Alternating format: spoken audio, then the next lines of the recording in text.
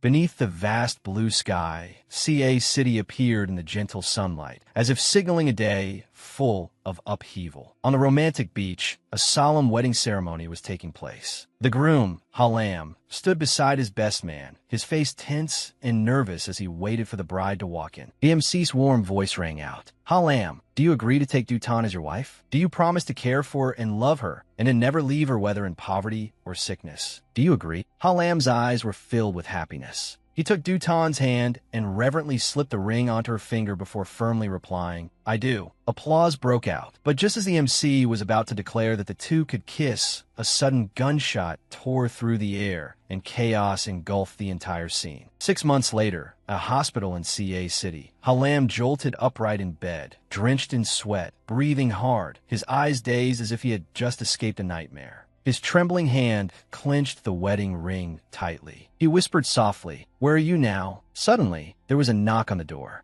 Alam spokitairedli. Come in. Duong Thursday entered with a serious expression. Your psychiatrist is waiting outside. Halam turned away evasively. I don't need one. Hearing that, Duong Thursday sighed. Don't regret it later. As he spoke, he held out his phone. A friend of mine in G City just sent me this. Alam frowned curiously. What is it? But the moment he finished speaking, his eyes lit up when he saw it was a photo of Dutan. It was her in another place. At the same time, the radio announced, yesterday, an employee of Evergreen was confirmed dead. Police suspect this was a case of murder. Meanwhile, in the freezing winter air, Dutan huddled with her arms wrapped tightly around herself. Step by heavy step, she made her way toward a small cafe. She shivered lightly. It's so cold. As her trembling hand pushed the door open, it was suddenly gripped by a warm hand, and a voice called out, Zutang! She jumped in fright and blurted, Huh? Her confused eyes stared at the strange man in front of her. Who are you? Halam clenched his teeth, his face flushed with emotion. You. Before he could finish, Dutan went on the defensive. She struggled and shouted, Let go, you creep. Are you crazy? Just then, a thug behind them came charging over with a stick, chasing a brown-haired young man as he roared angrily, Bastard, I'll kill you.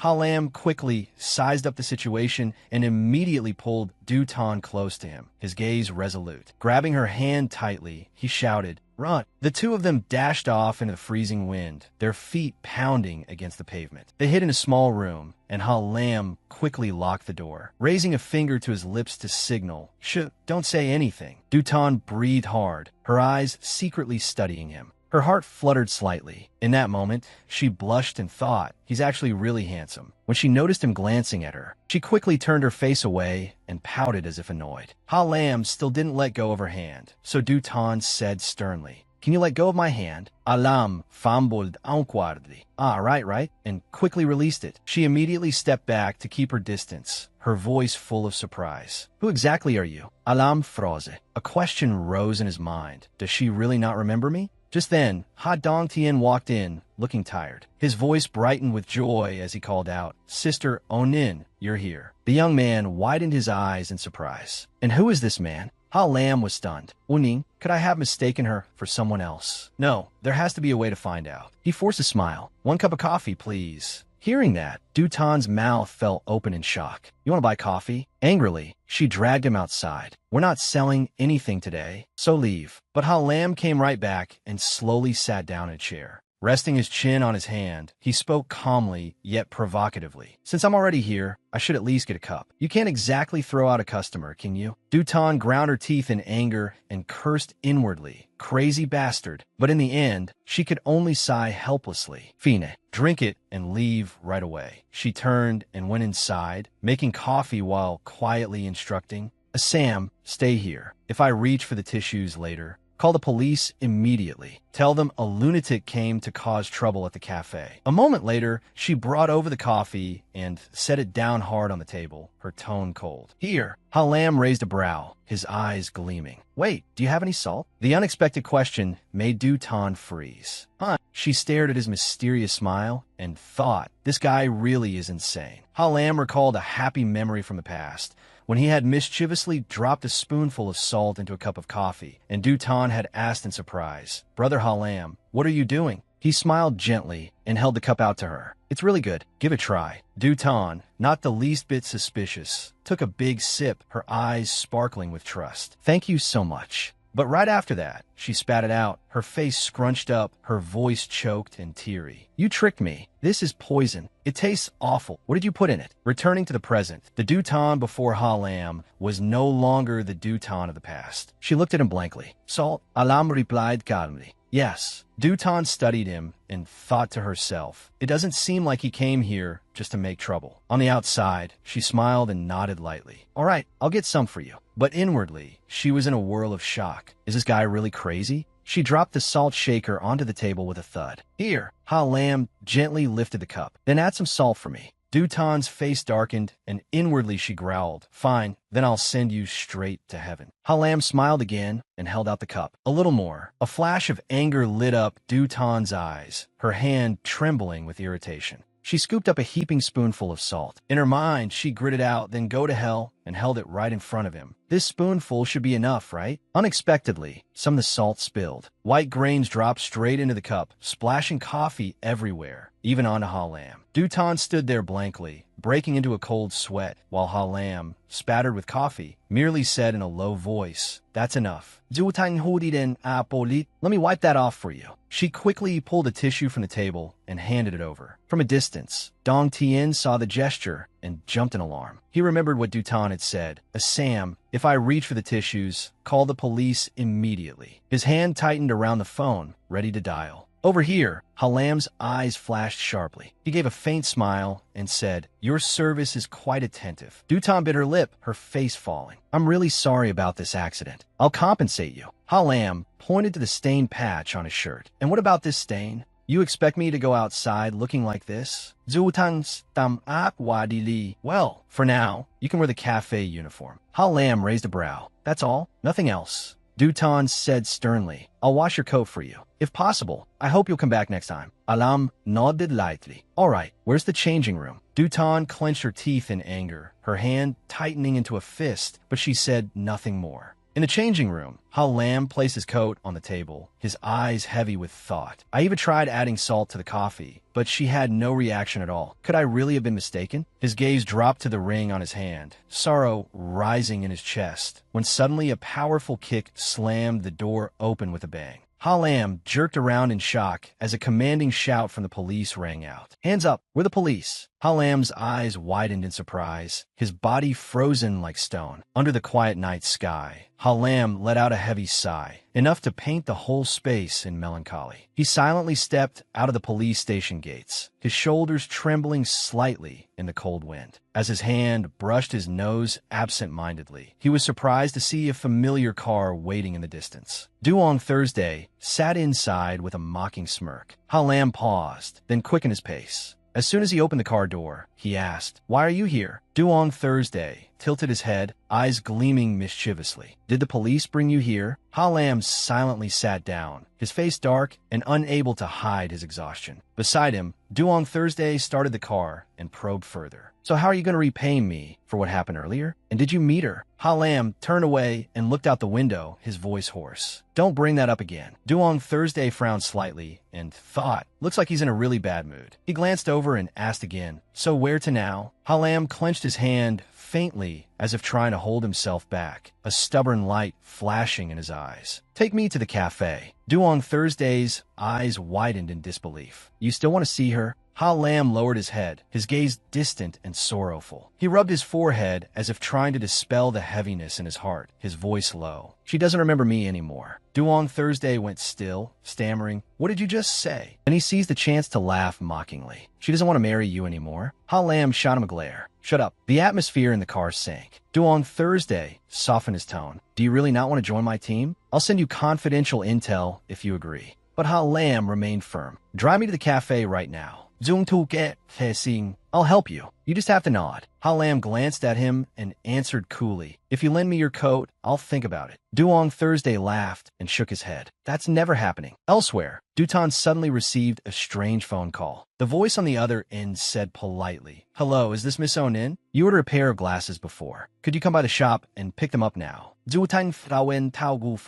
I don't even remember ever ordering glasses, but she still went to the shop as arranged. The shop owner kindly handed her a glasses case. Here are your glasses. Dutan took it and nodded lightly. Thank you. Her trembling hand opened the case. She murmured, half a year ago, I was nearsighted. Maybe that's why my life changed. But now, why does it feel like I don't need glasses at all? She tried them on, but dizziness overwhelmed her, and she quickly took them off, feeling unsettled. Her gaze dropped to the price tag, and she froze. 10,000 yuan. Her heart skipped a beat as she asked in a trembling voice, Can I return these? The shop owner shook his head firmly. They were custom-made, so they can't be returned. Hearing that, Dutan's eyes stung as she thought, why did I ever buy these? She walked out of the shop in a heavy mood. On the way home, the cold wind swept past her. Suddenly, an angry shout tore through the night. You son of a bitch. Dutan startled and turned around. She saw a group of thugs surrounding a young man. They snarled, Where did you hide it? Trembling, he replied, I really don't know. Panicked, Dutan turned to leave, but accidentally kicked a can on the road and fell hard to the ground. Her heart pounded wildly as she thought at once, They're going to notice me now. The thugs instantly fell silent, all their eyes swinging toward her. The young man in the middle looked up, his eyes widening in shock. It was her. Before she could even react, the whole group roared viciously. Don't let that girl get away. Grab her. Dutan ran in terror, even throwing her handbag behind her. The wind lashed her hair into a mess. Behind her, the young man staggered forward. Blood from the wounds on his body dripped onto her bag. Dutan panted as she fled, her legs trembling as if they were about to give out. Then suddenly, she crashed into a familiar figure in front of her. Alam. She looked up, her reddened eyes glinting in the light. Halam froze, his heart tightening in shock. Her eyes, why had they turned red? Under the still night sky, Dutan, her bright blue eyes blazing with pride, raised a hand to stop Halam behind her. Her gaze was steady, and her crisp voice rang out decisively. Please step aside. Though her figure was small, the aura she gave off was so strong and determined that nothing could shake it. Halam stood rooted to the spot, momentarily stunned. His lips moved faintly, but his throat tightened and not a word came out. Dutan immediately turned and ran off, her hurried footsteps piercing the darkness. Her breath came fast in the night. Only when she reached a secluded place did she stop, placing a hand over her chest to calm herself. Behind her, the thug's shouts echoed. Where did that girl run off to? Halam's voice cut in firmly. Leave her alone. The thugs cursed angrily. Who the hell are you to interfere? Holding her breath, Dutan peeked out. She thought they had left, but she was horrified to see Halam recklessly charge in and fight back. Anger surged in her chest. This idiot, why would he stupidly provoke them? A flood of chaotic thoughts rushed through her mind. What do I do? What do I do now? Then her quick wits gave her an answer. Without hesitating, Dutan shouted, Police. The police are here. The atmosphere instantly went dead silent. The thugs panicked and shoved Halam to the ground. Their voices still echoed in alarm. Lucky you. Remember my face. Then they scattered and fled, leaving behind a chaotic scene. Halam fell face first to the ground. Dutan rushed out in alarm to help him up. Are you all right? Are you hurt anywhere? Halam looked up at her, his eyes carrying a trace of doubt mixed with tenderness. Those eyes. Could I have seen wrong? Dutan jolted when she saw blood on his hand, the wound spreading further. She cried out in panic. Oh no, your hand is bleeding so badly. Halam grimaced and pretended to complain.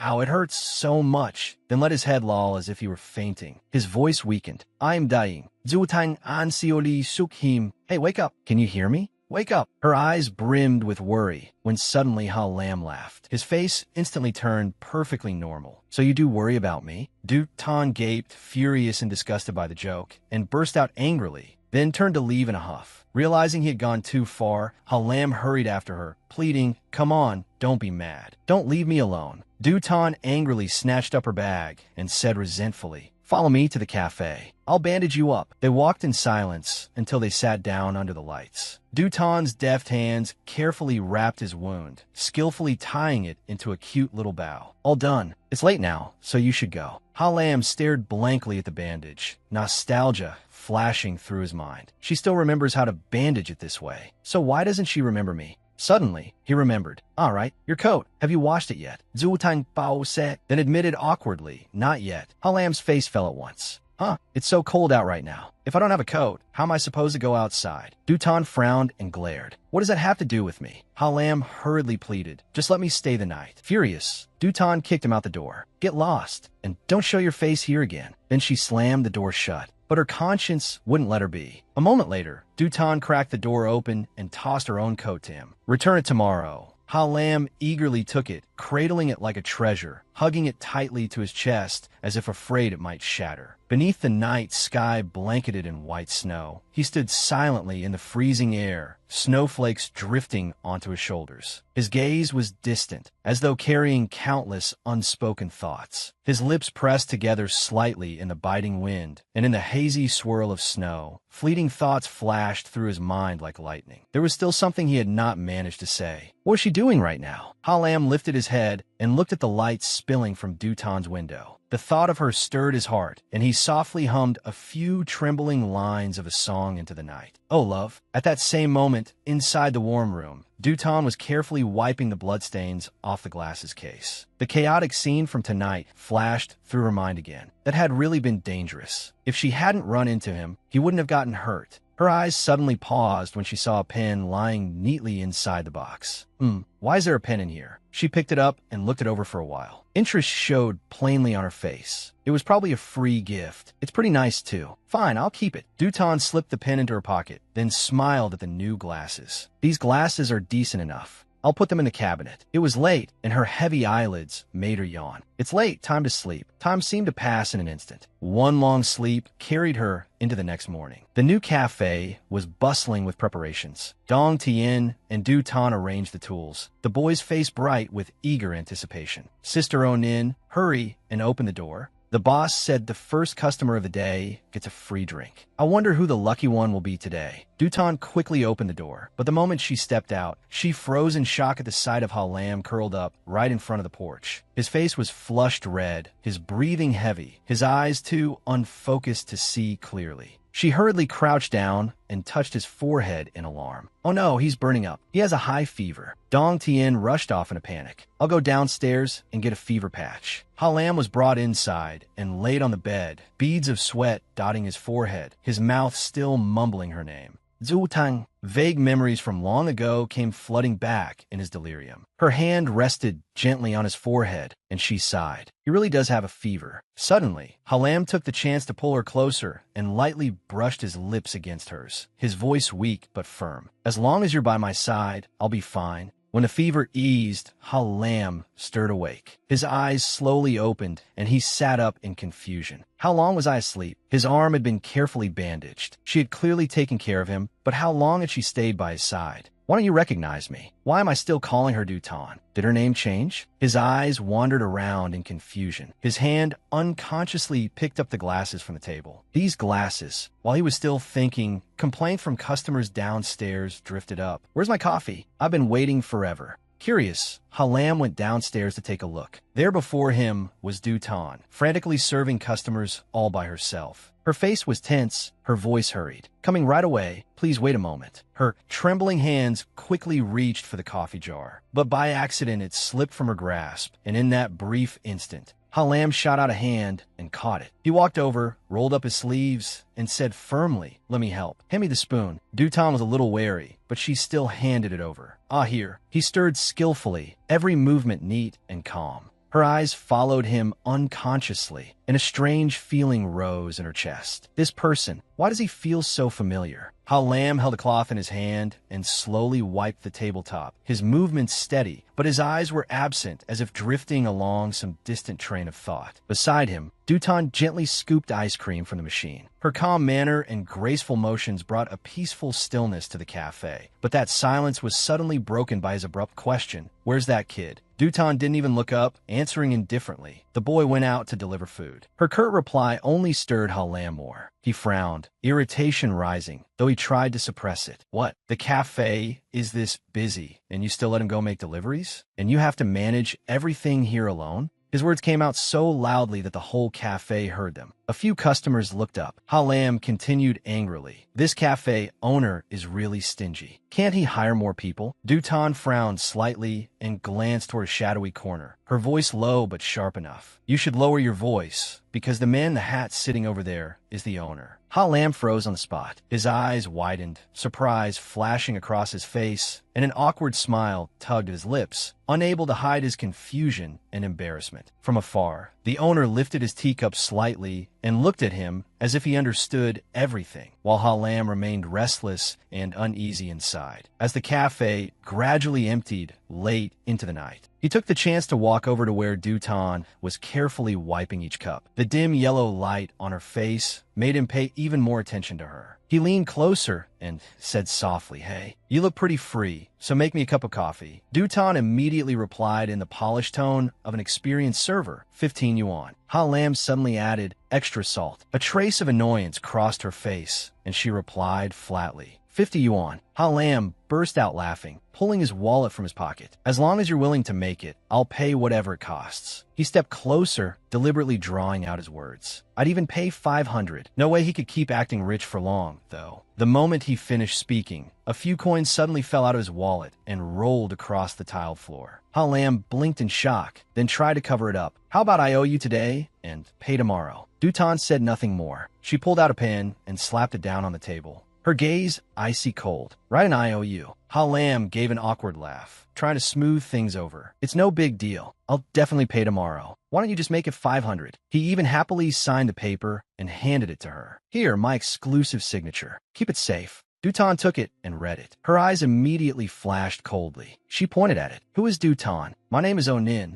Ha Lam stiffened and forced a smile. "Let me fix it." A thought flashed through his mind. She's determined not to let me call her Dutan. I guess I'll have to get used to it. She scolded him sternly. "I'm Onin. Remember that." He stammered as he rewrote it and handed it to her. This time she nodded. "Fine." Ha Lam glanced at the pen in her hand and praised it casually. "That pen's pretty nice too." Dutan coldly snatched it back from him. "Give it back." Alam stared blankly. "Hey." Then he braced a hand on the table as if he had just remembered something. "All right, have you washed my coat yet?" That question made Dutan panic. She silently blamed herself for forgetting. Well, before she could answer, a voice rang out. Unexpectedly, Duong Thursday appeared, carrying a gift bag in his hand. "Wonin." In that instant, she ran over and threw herself into his arms, ignoring the stunned expression on Ha Lam's face. Her voice trembled with joy. "Why are you here?" With tears shimmering in her eyes, she looked up at Duong Thursday, her face glowing with happiness. He gently wrapped an arm around her shoulders, his gaze soft and protective. Ha Lam's heart suddenly tightened, countless questions surging inside him. Who is this man? Why does he dare touch her? Duong Thursday continued to gently stroke Dutan's head as if doting on a child, while Ha Lam stood at a distance, so jealous that his brows knitted tightly. Those two were obviously far too close, and it churned his heart. Who exactly was this man to make Dutan smile so radiantly? Her face lit up as if warmed by happiness itself, her eyes shining with joy at seeing the person she had longed for. Ha Lam was so angry, he nearly crushed the slip of paper in his hand. The owner placed a hand on his shoulder, making him jump. Only then did he realize he had accidentally crumpled the man's business card. Meanwhile, Duong Thursday and Dutan had already sat down at a table. Duong Thursday took out the gifts, and Dutan happily called Dong Tien over to join them. Laughing, she called out to younger boy, "Sam, come eat sweets with me." Dong Tien chirped as he ran over. Coming. As he chewed, he said, "It's been a long time since you stopped by." Duong Thursday smiled and replied, "I've been busy lately, so I couldn't come." Then he handed the gift to Dutan. "I bought this because I remembered you once said, 'Zu Tang Tang get him et Seaton Li.'" Duong Thursday reminded her, "You didn't used to like dried beef." Dutan blinked in surprise, then laughed. "That's true, but now I think it tastes surprisingly good." She happily chewed on a piece of dried beef, while Duong Thursday turned thoughtful. "I'm sorry for hiding from you the things you shouldn't have known." His face was filled with contemplation. Perhaps this was what he had wanted all along. Dutan suddenly remembered the schedule ahead and asked softly, "Right, you're going to be very busy soon, aren't you? Are you about to leave the city?" Duong Thursday fell silent for a moment, then looked up decisively. "I'm not going anywhere anymore." His voice trembled, but it was firm. "So whatever happens from now on, I won't lose you again. I won't let you face that ever again." His words made Dutan's heart tremble. Just as the air grew thick with emotion, the cafe owner cut in. "Let me introduce everyone. Starting today, we'll have a new employee, Ha Lam, a coffee expert." He even added, "Onin, make sure to learn from him." Dutan was stunned. "You." Meanwhile, Ha Lam smugly raised a hand in greeting. Zutang Fawen to her sai. What is he planning now? She and Duong Thursday exchanged a look as if speaking through their eyes. Your friend? She asked. What do you think? Halam walked over to Duong Thursday and said, Hello, I'm Halam. The two shook hands firmly. Hello, I'm Jung Tu. Sweat broke out on his forehead as he looked down at the hand gripping his. Halam gave a sly smile and asked softly, You seem to be Onin's friend? His dark red eyes glinted with challenge. Don't worry, I'll take good care of her. Duong Thursday glanced at him and thought, Am I jealous because of Onin? He replied, trembling slightly, Not at all. You don't need to worry. I'll come by whenever I have time. Halam immediately sneered. Then let me treat you to a cup of coffee. What an honor. Watching the two of them shake hands, Dutan felt uneasy. Had they known each other before? Dutan held Halam's coat in her hands, irritation bubbling inside her. He's so difficult, and yet she still had to bow her head and wash his coat for him. As she scrubbed the fabric, she silently complained about why she had to do this. Looking up at the mirror hanging in front of her, her own reflection stared back with a sadness in her eyes, as if hiding a deep loneliness. The pale yellow light only made her face seem more fragile, as though it concealed thoughts she could never confess. At that moment, a thought suddenly struck her. Halam had a wound on his body. Why was a gunshot wound? Who exactly is he? Why do I also have a wound like that? Dutan remembered what the doctor had once said. This wound really was caused by a bullet. She froze. Her whole body curled inward instinctively, her eyes turning empty and sorrowful. Her trembling hand clutched her arm, searching for a trace of warmth in the middle of that vast loneliness. Why was I shot? Why is my memory of it completely blank? She blinked and then continued washing the coat. She thought to herself, the fact that he survived a bullet lodged in his chest is truly lucky. She reached for the detergent bottle, but accidentally knocked over the bottle of disinfectant beside it onto Halam's coat. Her heart sank. Oh no! She hurriedly scrubbed at the coat, trying as hard as she could to wash it clean. The sharp smell of antiseptic hanging in the air only made her more tense. Later, in the employee break room, Dutan carried a basket of clothes in her arms, yawning sleepily as she walked. Duong Thursday saw her and quickly took it from her. Let me do that. He smiled gently, like a husband who knew how to share the burden. Go get some rest. Dutan blushed slightly and replied, Sorry to trouble you. Then I'll go lie down for a bit. She turned away, leaving Duong Thursday to take the coat out to dry. When he picked it up, he paused in surprise. This was clearly a man's coat. As he hung it up, he called out, Onin, is this your coat? But there was no answer from behind him. He turned around and saw that Dutan had already fallen asleep. Her breathing was even, her lashes trembling faintly like those of an exhausted child. Duong Thursday let out a quiet breath, then stepped forward and lifted her into his arms. His chest tightened. Is it really you? Is it really you? Memories of the old days flooded back. The time I spent by your side is something I truly can never forget. He gently laid her on the bed. Before he could stand up, Dutan suddenly stirred and murmured, I still haven't finished drawing. Duong Thursday gently removed her glasses, his voice a whisper. Go ahead and sleep. You need rest. He sat down beside the bed. His eyes were fixed on that tired yet peaceful face, and the corners of his lips curved faintly. At least you're still here. But do you still remember me? Do you still remember our past? Even if this isn't your original body, I don't care.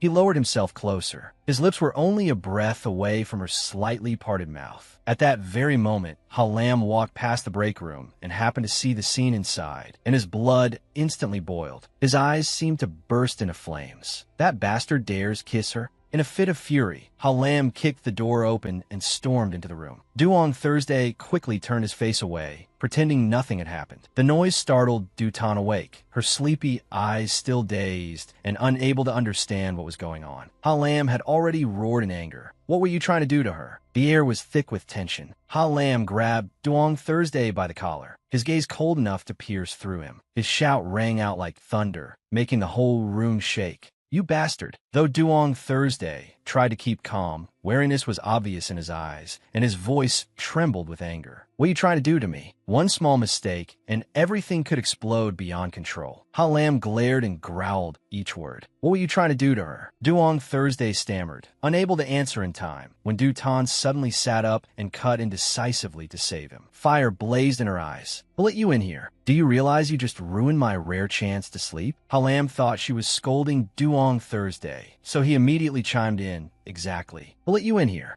Zutang Poi Den Hao Be. This is my room. He is my older brother. And as for you, go back to your room right now. Alam blinked blankly. Your older brother? Where did you get that excuse from? She replied boldly. So what? I want you out of my sight. Halam let out a crooked laugh. Don't forget, there was a time when I slept in your bed, and you even took care of me. His words made Du Tan explode in anger. Shut up. Duong Thursday immediately grabbed her hand, shielding her from the teasing. That's enough. What is wrong with you? The two men stood facing each other, the air thick with the smell of gunpowder. Halam thought to himself, in this kind of chaos, if I say what I saw, she definitely won't believe me. He decided to step back, but still threw out a warning. You'd better stay away from her. If you dare touch her again, you'll regret it. After Halam left, Du Tan's irritation was obvious. She turned to question him. Why were you here anyway? Duong Thursday blushed and hesitated. I saw you asleep on the sofa. I was afraid you'd catch cold, so I carried you in here. Then he reached into his pocket and took out a stack of photos. Right, I just got all the photos from our outing developed. And Duong Thursday handed them to her. Dutan flipped through them in astonishment. There were so many she didn't know if the album could even hold them all. Meanwhile, Halam angrily kicked the wall, bitterness choking his heart. What kind of brother is that? He's obviously taking advantage of her.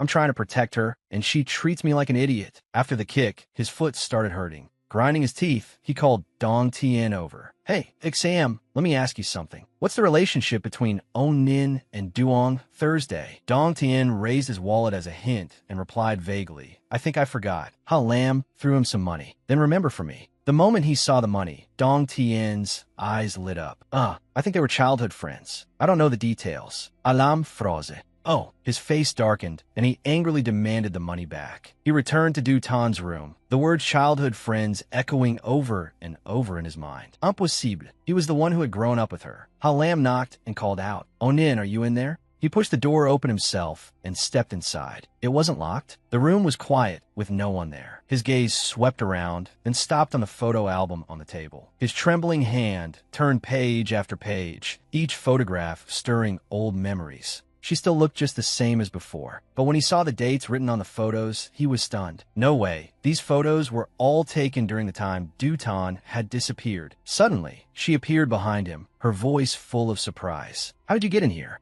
Halam turned around, hope plain in his eyes. You still remember me, don't you? Why are you avoiding me? Zuotang Wen, what are you talking about? She snatched the album from his hands. Why would I avoid you? Who do you think you are? I've never met you before. Halam was stunned, but still stubbornly insisted. What are you saying? I'm your husband. I've been looking for you all these years. Dutan shoved his hand away, her voice firm. Enough. Let go of me. You got the wrong person. Whatever your purpose is, you're mistaken. Let me make it clear one more time. I have never known you. Halam stood there numb, his heart clenching as his eyes accidentally fell on her wrist, where a gunshot scar was clearly visible. The exact same wound Dutan had back then. Halam was dragged back into the painful memory of years ago. When a bullet came flying, Dutan screamed, "Watch out," then threw herself in front of him. The cry tore through the air. The moment she collapsed into his arms, blood spreading in dark red. Halam trembled as he held her tightly, his eyes wild with panic, pain, and rage, as if his heart were being crushed. He shouted, "What did you just do? Do you know how dangerous that was?" Halam held her even tighter, his voice choked. "I don't want you to be in danger ever again." He carried her and ran to the hospital, panting as he repeated over and over, "Hang on, I'll get you somewhere safe." Later, whenever he checked on her, she would still force a bright smile. "It's ugly. Does it still hurt?" She replied, "No matter how ugly I get, you won't leave me anyway. This is a mark. If there's a next life, you'll still recognize me." Back in the present, Halam suddenly pulled Dutan into a tight embrace, his voice trembling. "This scar, it can only be you." Duong Thursday stood outside, looking in with unease on his face. "Halam, Du." Before he could finish, Dutan suddenly grabbed Halam's arm, and in a flash of panic, she flipped him onto the floor. His body rolled across the ground before his eyes could even refocus. Duong Thursday was left dumbfounded, never expecting the situation to turn like this. Dutan stared at her own trembling hands in fear. "Could it have been me?" Forcing a smile, Duong Thursday said, a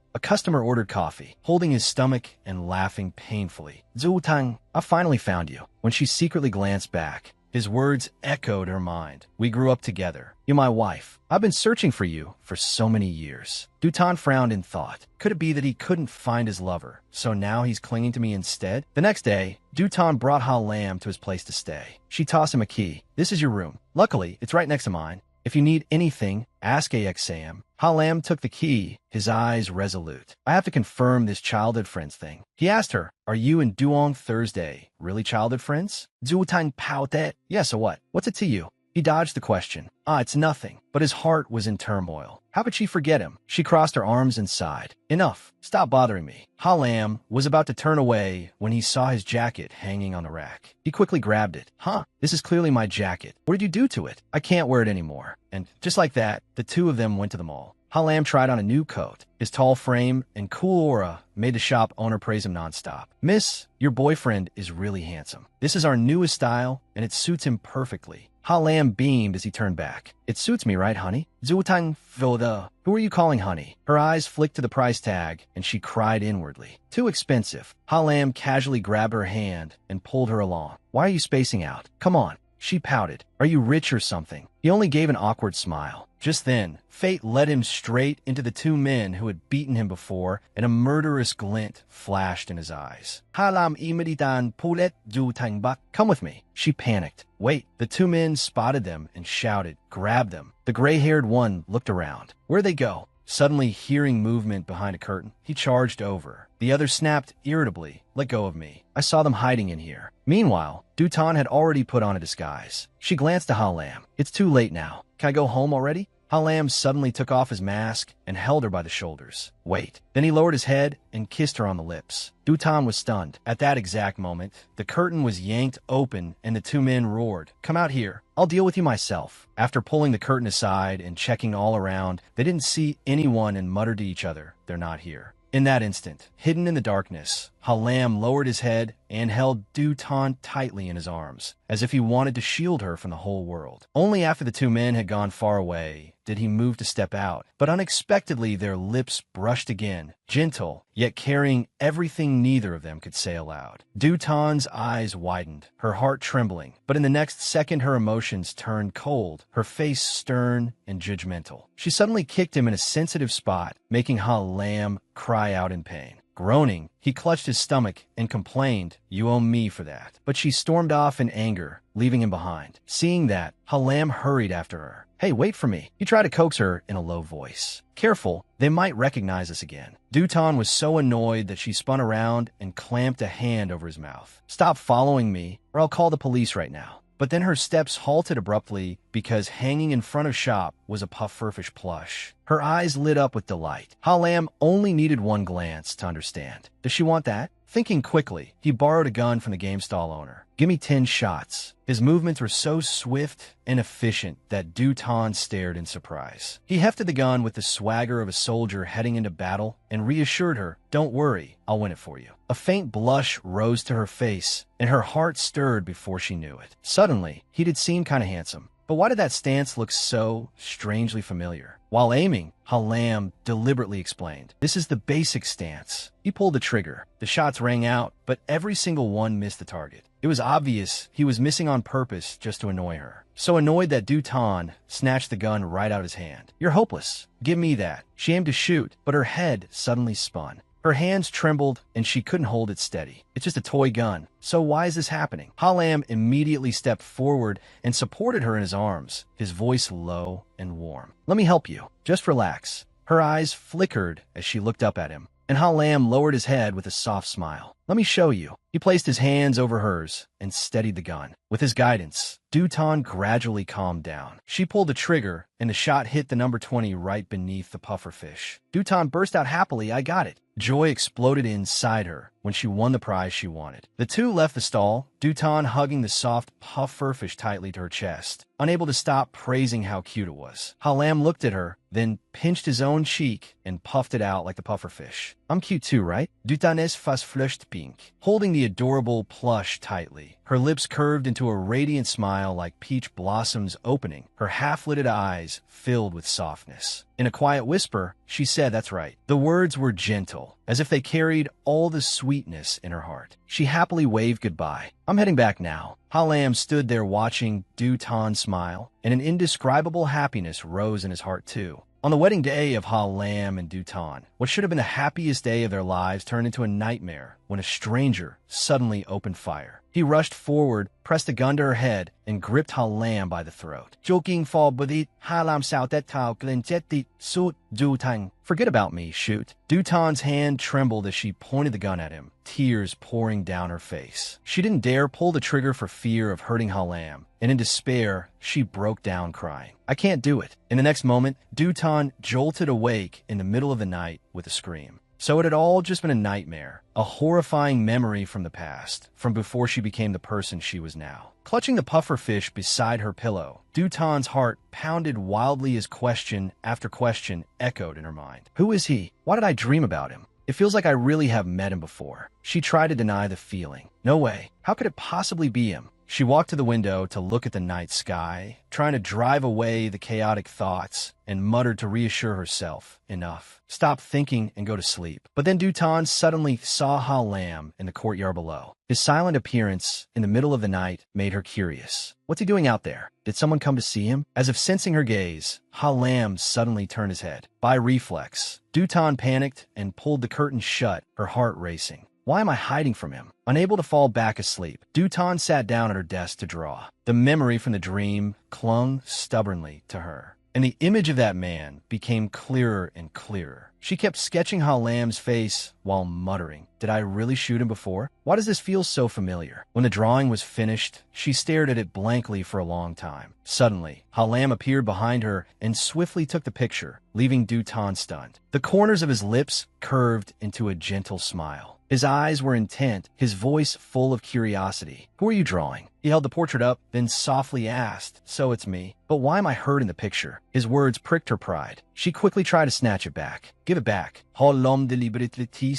Then come get it yourself. In the struggle, she accidentally slipped. Her body toppled straight into his arms, and Lam tightened his embrace around her. In that moment, he suddenly realized it had been so long since he'd held Dutan this close. Just then, Dong Tien came down the hallway looking sleepy. The moment he opened the door, he saw Lam carrying Dutan in his arms. You. He froze, face stiff. Dutan hurriedly tried to explain, it's not what you think. Let me explain. But Dong Tien coldly slammed the door shut without listening. Helpless and flustered, Dutan called after him, wait. She looked straight into Lam's eyes, her gaze packed with countless tangled emotions. Lam tilted his head slightly, his voice gentle. What is it? Isn't that why you don't want to get off me? A moment later, Dutan silently let go of him, her face burning red with embarrassment, her heart overflowing with regret. She slumped over the desk in dismay. Meanwhile, Lam quietly picked up the picture she had drawn of him, and a tiny thread of hope rose in his heart. So she still remembered him. He crouched down to pick up a few more sheets scattered across the floor, his eyes flashing with surprise. It wasn't just him in the drawings. There was another face, too. It was in a quiet room. The soft yellow lamplight fell over the wooden desk. Dutan sat across from him, her small figure half hidden in the dim glow, while Lam leaned back in his chair. He held the two drawings in his hand and studied them carefully. One was a portrait of himself, and the other was of Duong Thursday. After looking at them, he laughed, half mocking, half jealous. Why did you draw me like some junkie, but make him look like an angel? You're so biased. His tone was playful, but there was still a trace of jealousy in his eyes. Resting her chin on her hand, Dutan gazed off indifferently, her lips pursed with weariness as she replied slowly, with a mix of annoyance and sulking, because at first I didn't even want to draw you.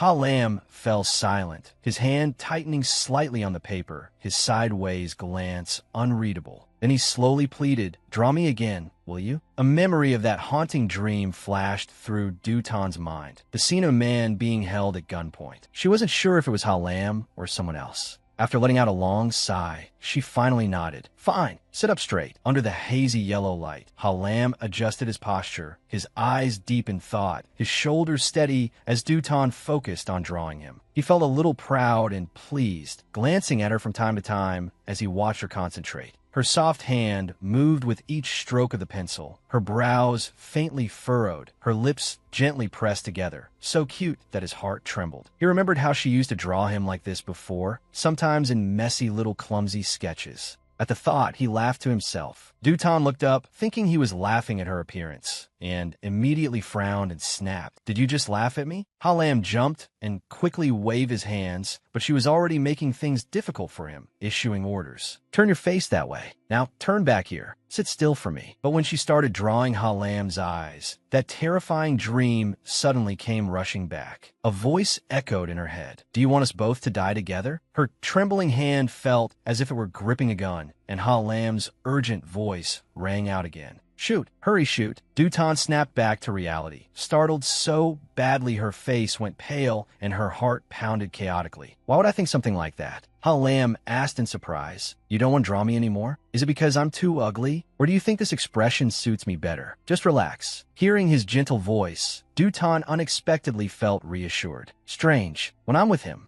I actually feel at peace. But she still tried to hide it by teasing him back. "Right? You're unbelievably ugly." Ha-Lam immediately leaned closer and chuckled teasingly. "That ugly? Then why did you draw me this handsome?" Dutan blushed in embarrassment and quickly snapped. "Enough. Go sit over there." The two were still talking when suddenly the room went dark. The power had gone out. Startled, she murmured, "Huh? The electricity's out." Ha-Lam tilted his head toward her, his voice soft. "Are you scared?" Dutan tried to sound tough. "I wouldn't be scared even if I died." He laughed quietly, his warm hand taking hers. "Don't worry, I'm here. I'll take you somewhere." Her heart filled with questions. "He's here. So where exactly is he taking me?" Ha-Lam only tightened his grip, his voice firm. "Come with me. You won't regret it." Surprised, Dutan asked, "How do you know that?" Ha-Lam smiled and replied, "You know," Dutan exclaimed in delight, "this is my first time seeing a place this beautiful." Suddenly, he took her hand and pulled her along. Dutan's heart began to race, and her cheeks flushed red. He led her over to a bench, then gently spread a sheet of paper down on it. Ha-Lam sat down and quickly patted the seat beside him, gesturing for her to come over. "Come here. Can you sit here?" Seeing that, Dutan looked at him shyly. The night sky stretched endlessly above them, filled with glittering stars, and a shooting star streaked across the sky. She whispered a wish softly, hoping she would find the answer to that dream. Ha-Lam stole a glance at her and gently placed his hand over hers. Startled, Dutan turned to look at him. On the peaceful rooftop, Ha-Lam tilted his head up and spoke slowly in a deep, warm voice. "Wait, don't go back yet. Just 5 more minutes, and there'll be a meteor shower. It'll be beautiful." Dutan leaned slightly toward him. Her clear eyes shone with anticipation. The night breeze stirred her hair, making each strand flutter softly. The distance between them seemed filled by a faint warmth and something wondrous drawing near. "But suddenly, Dutan stiffened." The words 5 more minutes echoed in her mind, and the image of Tam appeared. "In 5 minutes, we'll begin the surgery. I'll operate on her myself." Dutan's face went bad.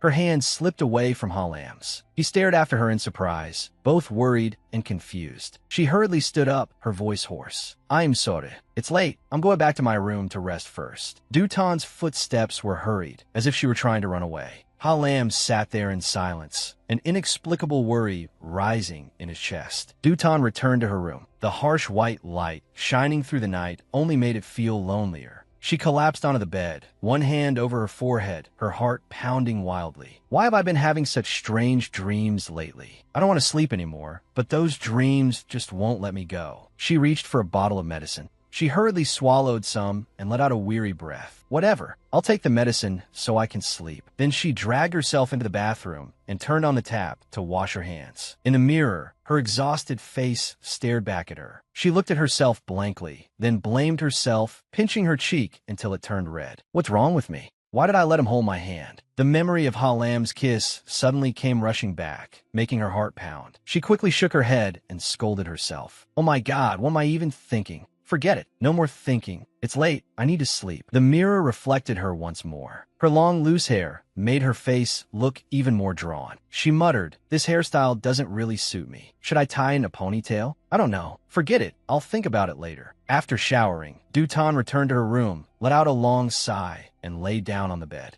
She hugged the little pufferfish plushie, rubbing it gently as if seeking a bit of comfort. This little puff furfish really is cute. Suddenly, the phone rang, shattering the quiet. The screen lit up with a message from Tamdu. "Are you asleep yet? I have to go on a business trip to Kyoto tomorrow, so I won't be able to see you for a while. Remember to eat properly and take care of yourself. I'll buy you a gift. Before she had even finished reading, the phone vibrated. Tamdu was calling. She reached out and answered. His voice came through. Are you busy? Dutan smiled and replied, No, I just finished showering. Kamdujuka sopti. Actually, I texted because I miss you. Alright, if you need anything, just tell me. Go to bed early, okay? Dutan hesitated, then blurted out, Lately I've been having strange dreams. Tamdu sounded slightly surprised, his voice slowing. What kind of dreams? Are you having some kind of problem? She answered softly, Not exactly, but the person in the dream seems to look like Halam. In her mind flashed the image of Tamdu wearing gloves, cold and decisive as he said, Start now. Don't worry, I'm here.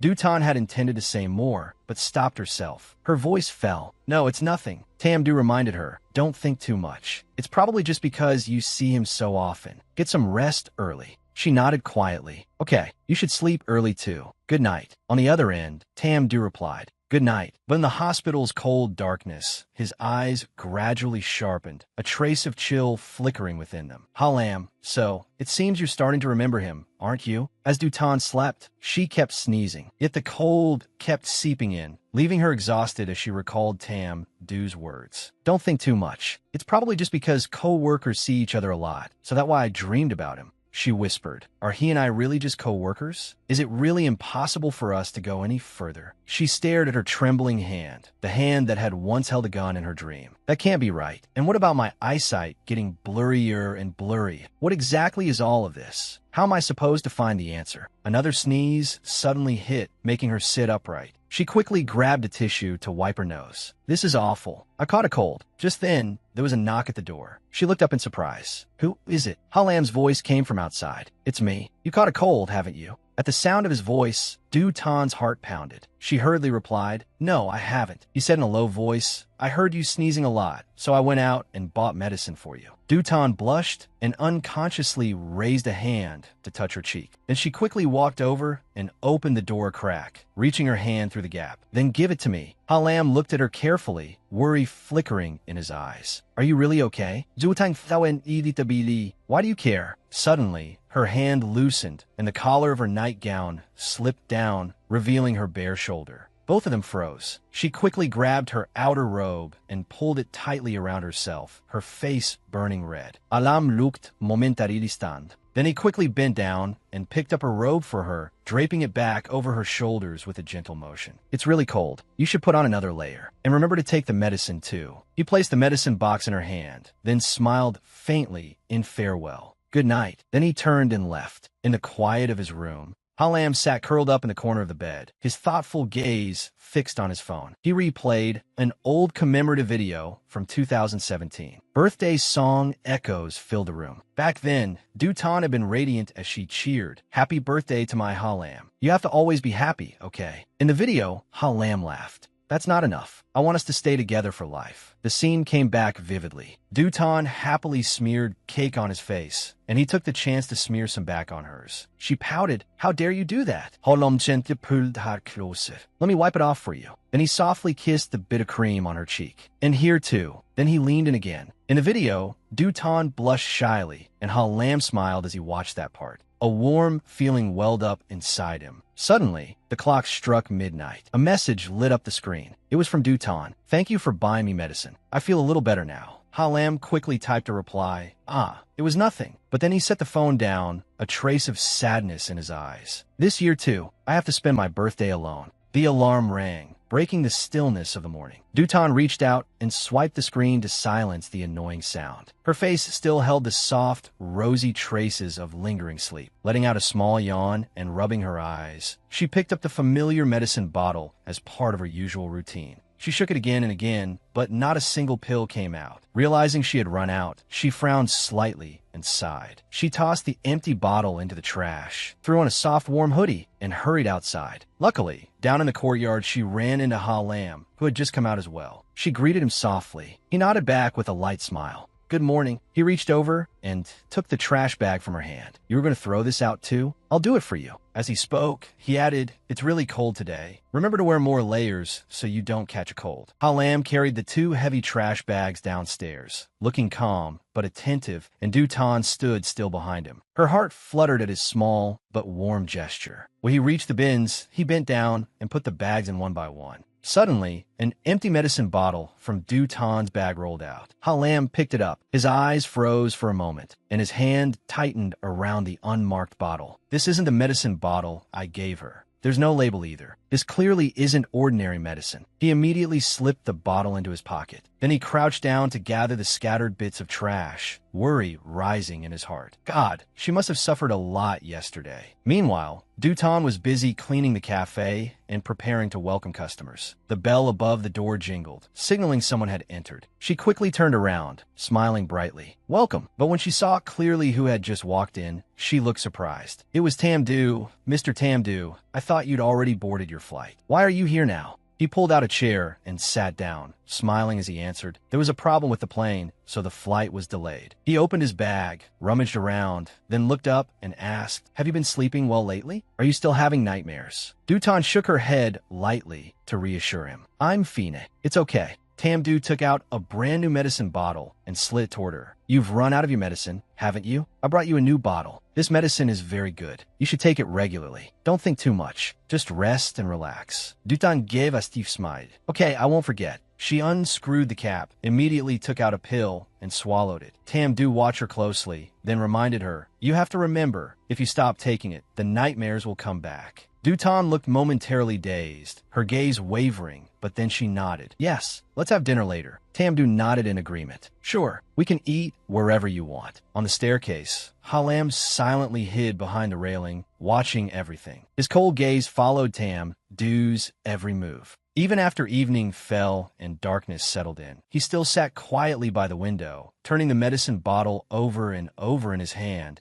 as if trying to see through the secret hidden inside it. What kind of medicine is this? Halam desai to kun jungtu. Hello, Jungtu. Laughter came from the other end. It's me. Miss me that much? Or are you inviting me to your birthday? Halam answered calmly. Yes. Let's meet tonight. Under the star-filled night sky, on the sidewalk beside the still lakeshore, the two stood facing each other. Halam held out the medicine bottle. Help me check what's in this. What kind of medicine doesn't even have a label? Jungtu bringet in gudi city. Why do you want this checked? Fine, let me take a look. Halam shot him a sharp look. Check it. In truth, Dutan had already taken this medicine. I'm worried about her. Duong Thursday opened the cap, glanced inside, then suddenly frowned. This is bad. There's absolutely nothing in this bottle. Halam froze, his heart pounding. If that's the case, he choked on the words. Duong Thursday looked at him. Bring me a few more pills. I need to examine them more carefully. Halam turned away in shock, his face changing instantly. Silence blanketed the scene. Moonlight spread dimly across the second floor front of the cafe, and Halam's eyes shone with gravity. He leaned forward, watching every dark corner. One arm braced lightly against the window frame as he let his shadow blend into the room's still blue darkness. There was no one there. Only a cold emptiness that made the atmosphere even more unsettling. Halam jumped down to the floor as lightly as a cat. He began searching everywhere, from the dusty floor to the wardrobe, the drawers, even under the pillow. Where's the medicine bottle? Just as he was bending down to look under the pillow, he heard Dutan's soft footsteps outside and nearly jumped out of his skin. Frantically looking for a place to hide, his mind raced. Aren't there customers downstairs? Why is she coming up right now? Where am I supposed to hide now? The door flew open, and Dutan came in. She set down her handbag and sat right on the edge of the bed to take off her high heels, hissing softly. My feet hurt so much. It turned out Halam had hurriedly crawled under the bed, her weight pressed down, causing the mattress to sink and crush his chest. His face turned pale from lack of air. Meanwhile, she was still struggling with her shoes. The high heels pinched painfully, so she kicked her leg, sending one shoe flying straight into his face. He gritted his teeth and endured it without daring to make a sound, only quietly pushing it aside. Dutan took out a pair of sneakers, her expression relaxing in relief. These are still the most comfortable. Taking advantage of her distraction, Halam reached out, picked up the high heel, and pulled it further inside. Dutan never noticed and simply walked back out, slamming the door behind her. Ha Lam crawled out, gasping as if he'd been brought back to life, his heart pounding wildly. Phew, why am I sneaking around like this? Luckily, he finally spotted the medicine bottle lying on the table. His eyes lit up. That's it, right? Meanwhile, as Dutan walked away, she felt a flicker of doubt. It seemed like my shoe flew out just now, but there wasn't anything under the bed. Alarmed, she turned back, suspicion in her eyes. She yanked the door open and bent down to look. Under the bed, only the high heels lay scattered around. No one was there. I guess I'm overthinking it. A light breeze slipped through the window frame.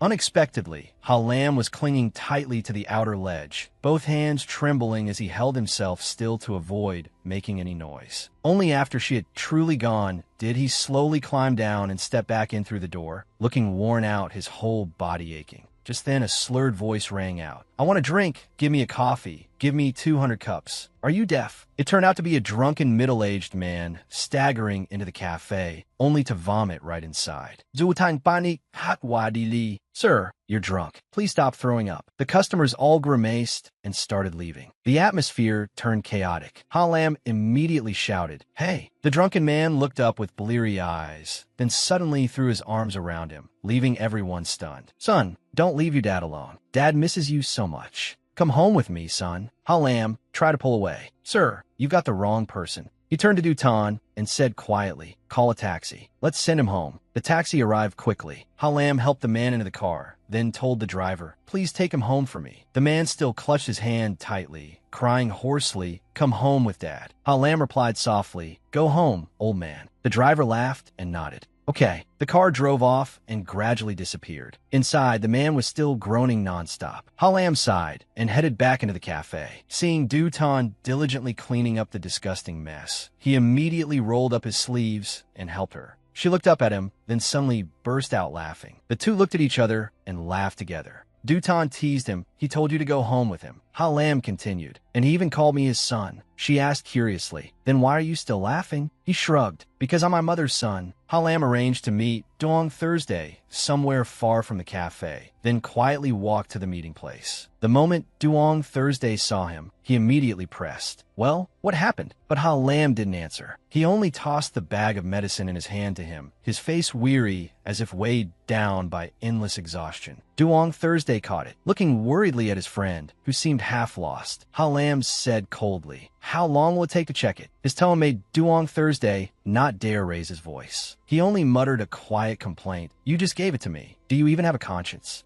Under the dim street lights, the two leaned against a car by the roadside, their distant gazes searching as if trying to find something they had lost. The night wind blew through, cold and desolate. Then Duong Thursday remembered something and took a medicine bottle out of the car, handing it to Ha Lam. "Here, this is what you asked me to bring." Ha Lam took it.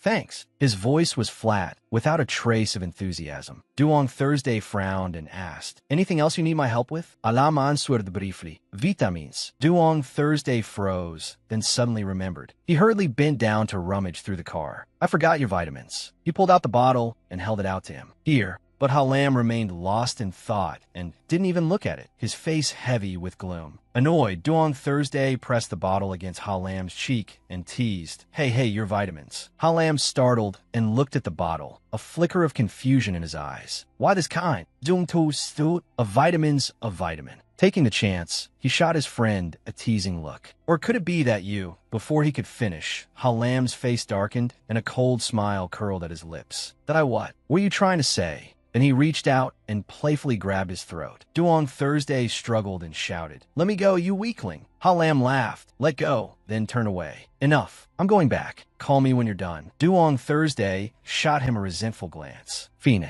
but it'll take a while." "Oh, right? How are things between you two?" The sudden question made Ha Lam stop. Then he laughed. "We're much better than before." But right after that, he lowered his head, his voice turning quiet. "It's just that she still hasn't remembered me. But that won't make me give up." Hearing that, Duong Thursday got irritated. "Are you crazy? Why are you being so stubborn?" Then he lowered his voice. "What I mean is, what if she never remembers? Are you still going to stay by her side forever?" Ha Lam's eyes lit with firm resolve. "Of course." With that, he quickly returned to his room. In the dimly lit room, Lam sat by the table, fingers absently rubbing the medicine bottle. Exhaustion was written all over his face, and old memories echoed once more in his mind. Come on, I'm not taking it. She turned away from him, pouting stubbornly. I'm not taking it. I said I'm not. Lam patiently asked in a soft voice. What if I have a way to make you take it? Then you'll have to accept my condition. Dutan sat bolt upright, eyes wide. What condition? Lam stepped closer, his tone gentler now. Go to bed early, hug me, and no movies. She frowned and protested. No way. I have to watch a movie tonight. He smiled. Then let's make a bet. If I lose, you can ask for anything. Her eyes flashed with interest. Fine. Then I'm betting on a serving of fried chicken.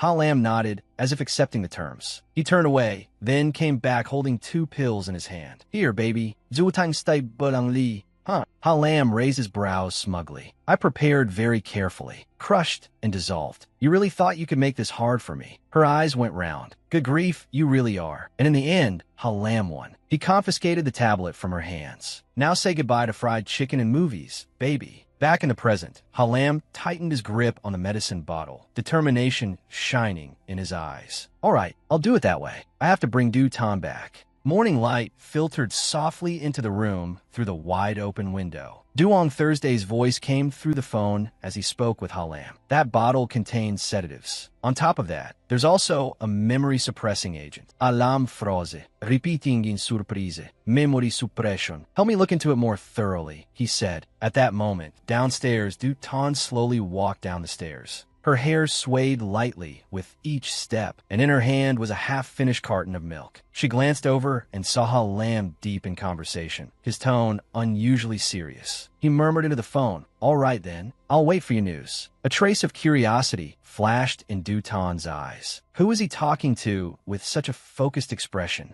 From the other end of the line, Duong Thursday deliberately joked. So how are you planning to repay me? Lam laughed. No idea. Then he teased. How about I repay you with my passionate love? The words made Dutan's whole body go still. The milk carton in her hand paused midair. She suddenly walked past him and deliberately spoke up to tease him, making Lam jerk around in shock, his face blank with confusion.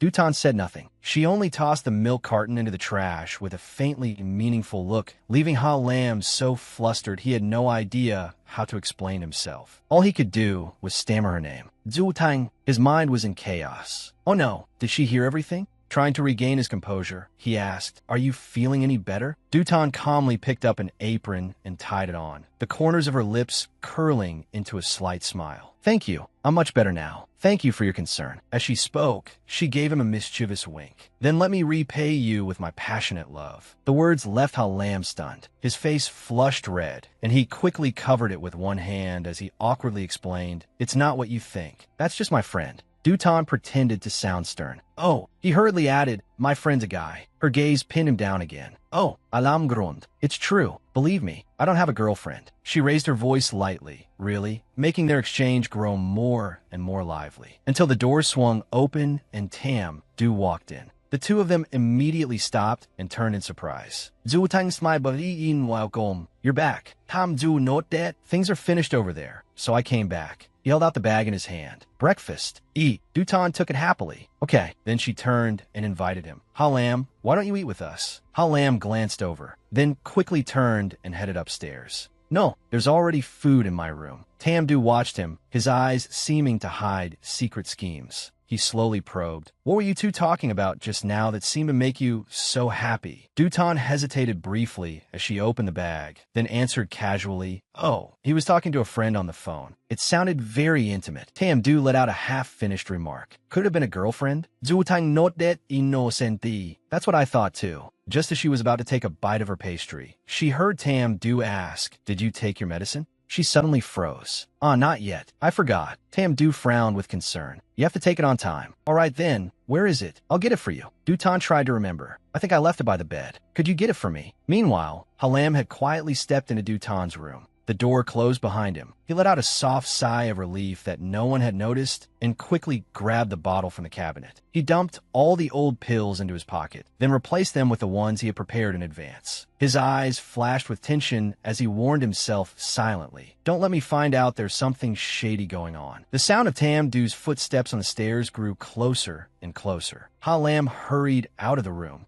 But the moment he turned, he came face to face with Tam Du. Both of them froze. Startled, Tam Du shouted, "What are you doing here?" Tam Du's warm voice followed, every word carrying concern while hiding anxiety beneath it, though his heart was full of calculation. "You have to remember to take your medicine on time." At that moment, Dutan was busy savoring her pastry. Hearing him, she lifted her head, cheeks faintly flushed, and gave him an embarrassed little smile. "I forgot." He didn't scold her, only shook his head lightly, a faint curve at his lips as if trying to ease her embarrassment. Then, with slow but steady steps, Tam Du headed toward the stairs, reassuring her in a calm, deep voice as he walked. "I'll go upstairs and get it for you." But Dutan kept nibbling at her pastry, completely unaware that Tam Du's eyes at that moment were overflowing with hatred, as though he wanted to crush the entire world. Their resentment came from a past he himself could never forget. "When I was 8 years old, a sudden fire burned my house to the ground, turning me into an orphan. In the despair of feeling like I'd lost everything, a hand reached out to save me. My father's closest friend, Uncle On, took me in.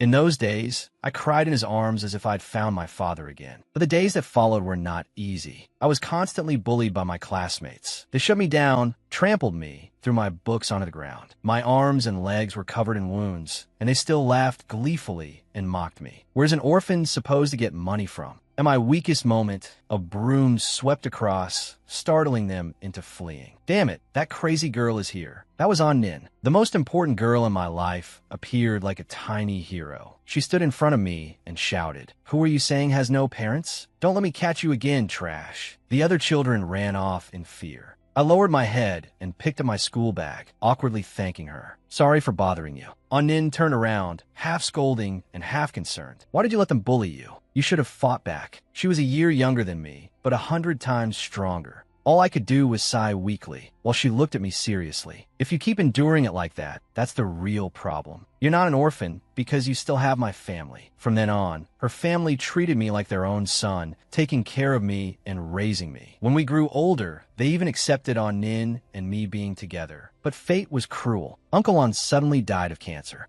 On Nin's mother collapsed under the blow, and her health grew weaker and weaker. Before she could recover, On Nin died too. Pain piled on top of pain until her mind could no longer bear it. Many times she would sit on the porch, staring into the distance and murmuring, "Do, why hasn't On Nin come to visit her mother? Bring her next time." "All right." I couldn't bear to tell her the truth. I could only grit my teeth and answer, "Yes, I'll bring her." And from that moment, a mad idea took root in me. I would not let On Nin die. Everything had been prepared. In just 5 more minutes, the surgery would begin. I transferred On Nin's memories into Dutan's body, so she could live once more. Even if it was only memories, she would still be On Nin. Seeing On Nin in Dutan's body made my heart race. I was so happy, as if she had never left. Meanwhile, Tam Du headed upstairs to Dutan's room to get the medicine. He suddenly ran into Ha Lam coming out. Suspicion flashed in his eyes. "Ha Lam, what are you doing here?" Ha Lam avoided his gaze and abruptly turned to leave. Putting something back, Tam Du immediately grabbed his arm. "Does she know?" Ha Lam forcefully shook him off, his voice icy. Nonsense. But inside, he couldn't hide his nervousness. Tam Du watched his every movement, trying to see whether there was anything unusual about him. Then Ha Lam went downstairs, his heart pounding wildly as though it might burst. Even he was frightened by his own sense of foreboding. Tam Du pushed open the door to Dutan's room, his contemplative gaze falling on the medicine bottle on the table. He carefully picked it up, every movement so slow and cautious that it made no sound at all. The moment the lid came off, an indescribable unease flickered through his mind. But when he saw the bottle still full of pills, he finally let out a soft breath, like someone who had narrowly escaped danger. "There are still plenty." He immediately brought the bottle downstairs and handed it to Dutan. "Now that you've eaten, take your medicine." Zutang obedini not that. She took out a pill and replied softly, "Okay." She brought the pill to her lips, but suddenly became acutely aware of the tense atmosphere radiating from Tam Du. His eyes seemed fixed on her, cold and unreadable, making her heart pound. Startled, she asked, "Is something wrong?" Tam Du avoided her gaze and answered calmly, "I'm fine." But his expression looked anything but natural. Dutan felt even more uneasy. He looked so strange. "He's obviously staring at me." That look made her shiver in fear, but then she reassured herself. "I'm probably overthinking it. I should just take the medicine." Tam Du suddenly said, "There's urgent business at the company. I have to go right away." Dutan waved a hand, trying to seem at ease, even though anxiety still lingered in her eyes. "It's okay, go ahead." He turned and opened the door, but not before leaving her with a promise. "Once I'm done, I'll come see you." After Tam Du left, only the soft sound of her footsteps and the lingering scent of pastry remained in the room. Dutan tidied up the cafe when Ha Lam came down from upstairs, concern in his voice. "Your cold isn't better yet? Then why are you taking medicine?" She answered softly, "It's just brain supplements." Ha Lam frowned slightly, thinking to himself, that's clearly memory-suppressing medicine. Tam Du lied to her. He didn't let his thoughts show, only stepped closer. "Let me do it. You should rest." His hand gently took the things from her arms, and the softness in his gaze made Dutan's heart stir without warning. Her pulse quickened as she asked herself awkwardly, since when had their relationship become this close? Maybe since the time he learned how to soothe her emotions, or since he began caring for her in every little way. Memories suddenly rushed back. When they first met, she had hated his strange behavior, but now her gaze unconsciously followed his figure. Ha Lam suddenly turned around, gentleness mixed with a hint of hesitation in his eyes. Then he stopped and softly asked, "Is there something on my face?" Dutanes fas flush de breitred. She quickly turned away to hide her embarrassment. "No, I'm going to make coffee." With that, she hurried awkwardly into the kitchen. Ha Lam stood there in a daze, his face full of unspoken questions. A memory stirred again inside Dutan. She remembered him once telling her to put salt in coffee. Back then, she had tried it. The salty bitterness spread across her tongue, strange yet indescribably familiar. She took a sip. It was salty indeed, mixed with bitterness. A stream of memory, like a thin thread, began pulling her mind backward to some distant place. In the deep blue water, a slender body was slowly sinking. Yet deep within her consciousness, something was stirring. The memory buried for so long trembled, as if on the verge of waking.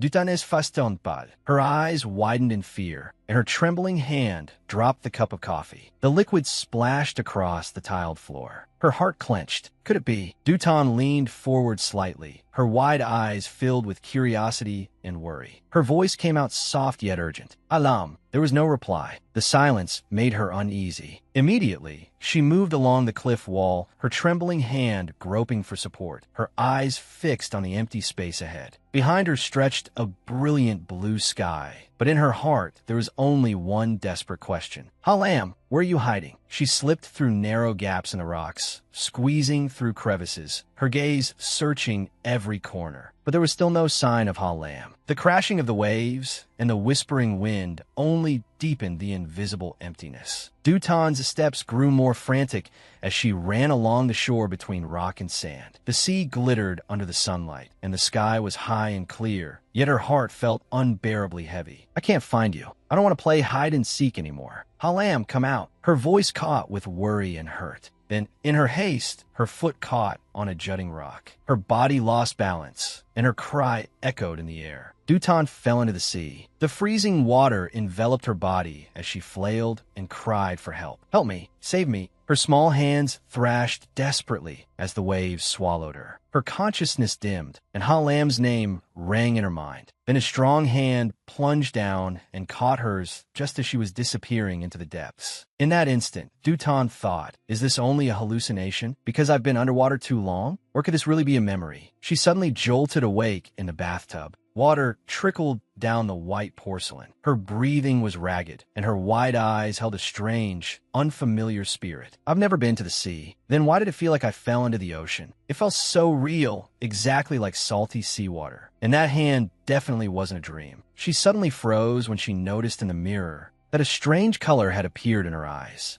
What's wrong with my eyes? Just then, urgent knocks sounded at the door. She quickly answered, "Coming, just a second." Hastily putting her clothes back on, Dutan ran to open it. Ha Lam was standing there, his smile bright as sunshine. "Hello." The moment he saw her eyes, he froze slightly, stunned for an instant. "Zutang boin get in confusin."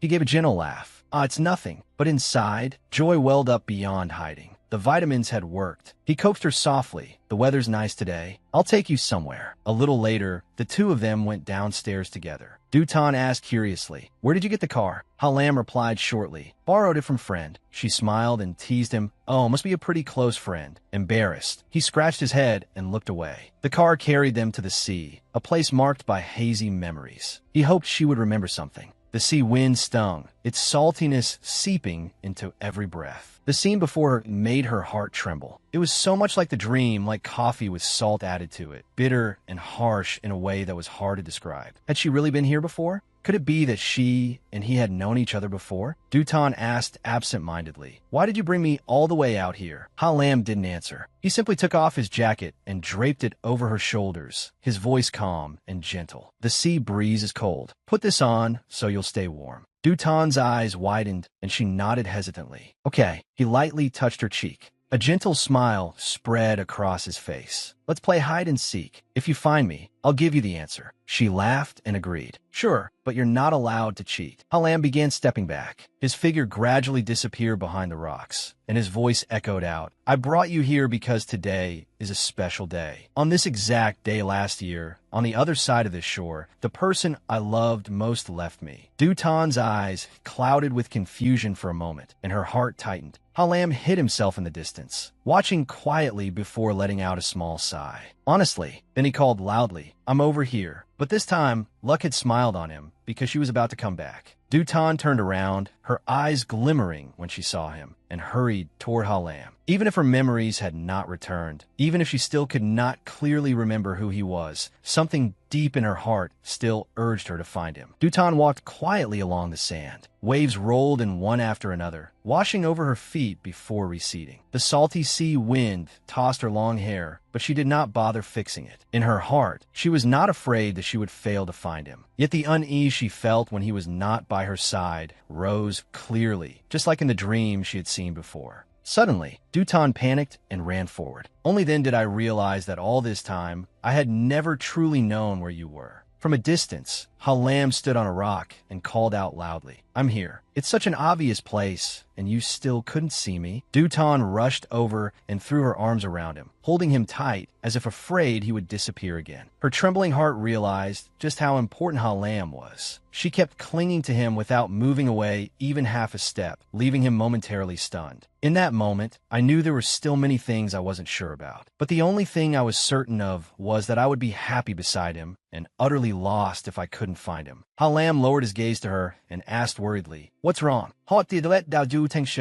Choking up, she said, "The sea is dangerous. What if you fell in again? I really do like you." He stared at her in shock. "The sea? Again? Why did you say again? Did you remember something?" Dutan stood still, her thoughts in chaos, not knowing how to explain. Halam took a deep breath to steady himself. "I am sorry. I lost my composure just now." She replied unconsciously, "I think so too." Lowering her head as if trying to recover a memory, she murmured, "Maybe I've forgotten something. But am I really the person you're looking for?" She hesitated, then asked, "Do you really like me?" Halam answered firmly, "Yes." She turned her face away, avoiding his eyes. "But what if I'm not the one you're looking for?" He stepped forward and pulled her tightly into his arms. "It doesn't matter. As long as we can start over again. As long as you stay by my side, that's enough." His voice was gentle but resolute. Then he added softly, "If you keep thinking you're not Dutan, then would you still agree to be with me?" She wanted to nod right away. But the vagueness of her dreams and the question of who she really was made her hesitate. She took the jacket off her shoulders and gave it back to him. "I need to confirm things first. Give me some time, and then I'll answer you." Halam took it, a glimmer of hope flashing in his eyes. She had given him a chance. That meant she had him in her heart too. At Tam, Du's private hospital, a doctor walked in and reported, "Director Tam, when we found the container fragments, that person had already been dead for 12 hours, but he still didn't say where the pen was." Just then, another doctor hurried over an alarm. "Director, someone is here to see you." Tam Du gave a slight cold nod, then stood up to leave, not forgetting to instruct them, "Get rid of the body." Outside the office, Dutan was already waiting. When the door opened, Tam Du looked slightly surprised. "Why are you here?" She was tense, while he calmly poured water. "This is the first time you've come here to see me." Dutan took a deep breath and gathered her courage. "I have something I want to ask. Why do I keep dreaming these strange dreams? Why did you lie to me?" The cup was filled to the brim. Tam Du fell silent for a moment, then let out a breath. I'm sorry for lying to you. Outside the window, the sky was a heavy, gloomy gray. Thick clouds swirled like they were cradling some deep sorrow, making the whole scene sink into darkness. Tamdu looked quietly at Dutan and lied again. At first, I didn't tell you because I was afraid you'd overthink it. He placed a stack of papers in her hands. These are your medical records. You were once seriously ill. Your organs were failing very quickly. They were indeed her medical files. At that time, the hospital was researching brain memory transfer technology. And by coincidence, a girl named Dutan had registered to donate her body before she became brain dead. Dutan's eyes trembled as she looked at the papers, utterly bewildered. Tam, Du continued explaining. That technology wasn't perfected yet, so your memory was disrupted for a whole month. That's also why you keep having those strange dreams. Her hands tightened around the file, her voice catching. I don't believe you. You're lying to me. Tears streamed down her face. Tamdu reached out to wipe them away, but she swatted his hand off, her reddened eyes blazing with anger. Then tell me, who am I really? Hamdu answer family. On Nin. You are on Nin. Even without the surgery, Dutan would already be dead. Her mind fell into a void, everything around her seeming to collapse. Then he added, there's one more thing I haven't told you. During the time you had amnesia, you promised to stay by my side.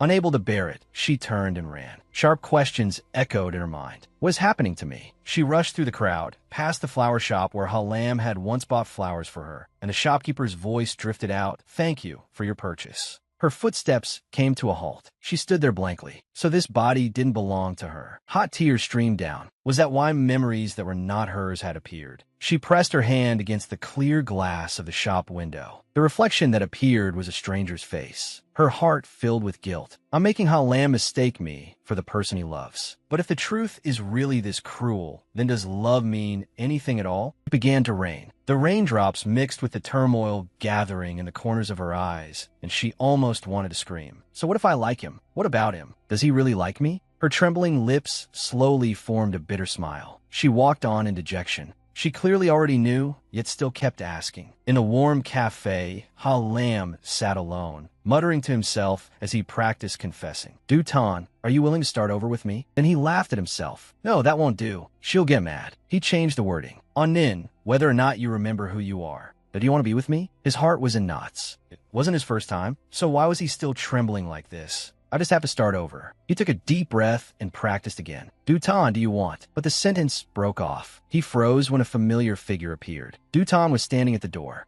Her eyes were vacant, her clothes soaked through. Halam hurriedly got to his feet. You're back? Why didn't you bring an umbrella? He grabbed a towel and held it out to her, afraid she would catch cold. Hurry and change before you get sick. But the words that left her lips suddenly plunged the atmosphere into darkness. No, Dutan is dead. Halam stood in front of her, his voice low and warm, but edged with worry. His eyes were deep, as if trying to pierce through the hard shell she was hiding behind. What happened to you? She lowered her head, her slender shadow stretching across the floor, her voice so soft it almost dissolved into the air. I'm Phoenix, but in the faint light pouring through the window, that silence seemed to say the exact opposite. Halam gladpet Dutan shahen daili. His hand was warm, trembling slightly, and his voice was unwavering. It's okay if you don't want to say yes. He handed her a small object. Keep this. It was the pufferfish pin she had once liked. His eyes lit up. No matter what happens, I'll find you. Her face darkened. Wasn't this the thing he had given Dutan? In her mind, only one thought echoed. I am on Nin, not Dutan. Her trembling hand clenched around the pin. Then she suddenly shouted, Don't you understand what I just said? At the same moment, she hurled the pin out into the street, her voice hoarse. She's dead. Dutan is dead. After saying that, she turned and ran outside, pouring all her grievance and confusion into her steps. The door slammed hard behind her. Her small figure disappeared into the rain, letting the icy drops pour down on her.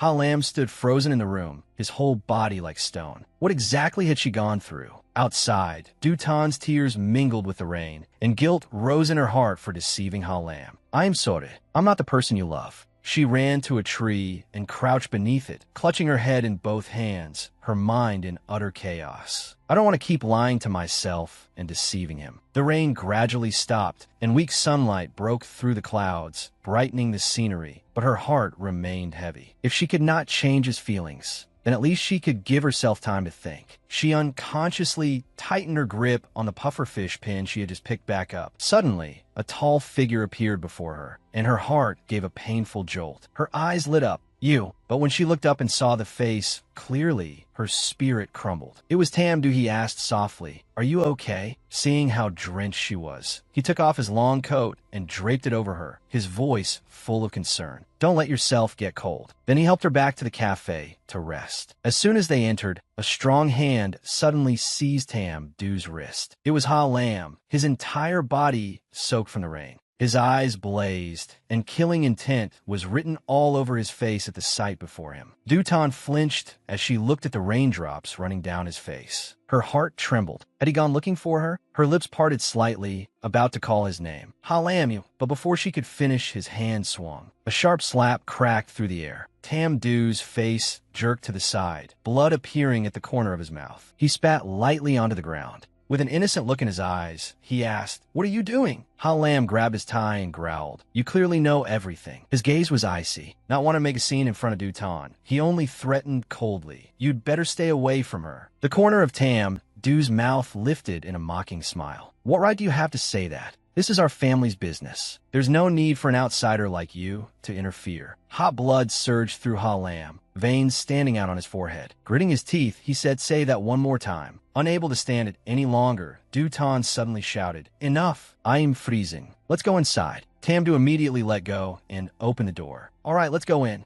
Lam stood rooted in place. His eyes were bloodshot, his anger choking his chest, and all he could do was silently watch her figure. As she passed him, Dutan subtly moved her lips, sending him a message by mouth shape alone. Lam, see you later. In Dutan's quiet room, Tamdu is still sitting there waiting, gently turning a coffee cup that still held a trace of warmth. The bathroom door opened, and Dutan stepped out, her wet hair still dripping. A soft towel hung loosely over her shoulders as she spoke quietly. "It's so late. You still haven't gone home." Tamdu gently placed a cup of hot ginger tea in her hands, his voice low and warm. "I just made it. Drink it while it's still hot to warm your stomach." She accepted it with both hands, the heat slowly passing into her small fingers. Her eyes showed a hint of awkwardness mixed with gratitude. Her lips moved slightly. "Thank you." Tamdu nodded faintly and offered, "Let me dry your hair for you," looking every bit like a thoughtful older brother. Dutan immediately turned away, her voice firm. "I could do it myself." Tamdu remained patient. "Just let me do it. Otherwise, you'll catch a cold easily." His gaze drifted far away as he thought to himself, Anin always had the habit of drying her hair completely. That was a habit that belonged to her. Dutan hesitated, then let him dry her hair. Streams of warm air brushed over her, making her hair fluffy, yet unease rose in her heart. How strange. Why am I used to this kind of care? What is happening to me? Everything is getting blurrier and blurrier. Her hand tightened around the ginger tea, her whole body trembling in fear. Could it be that there really was something between me and Tamdu? She bit her lip hard. But no, this feeling was completely different from how it felt when she was with Lam. After changing clothes, Dutan took a trash bag outside. Once she finished throwing it away, her face went blank, her eyes empty, not knowing what to do next. Suddenly, a familiar voice rang out. It was Duong Thursday. Dutan found herself calling out instinctively. Zoom Tu. He paused in surprise, eyes widening. "You remembered me?" Dutan hurriedly clapped a hand over her mouth. In her mind, only one thought flashed by. Did I just call his name? Flustered, she waved her hands.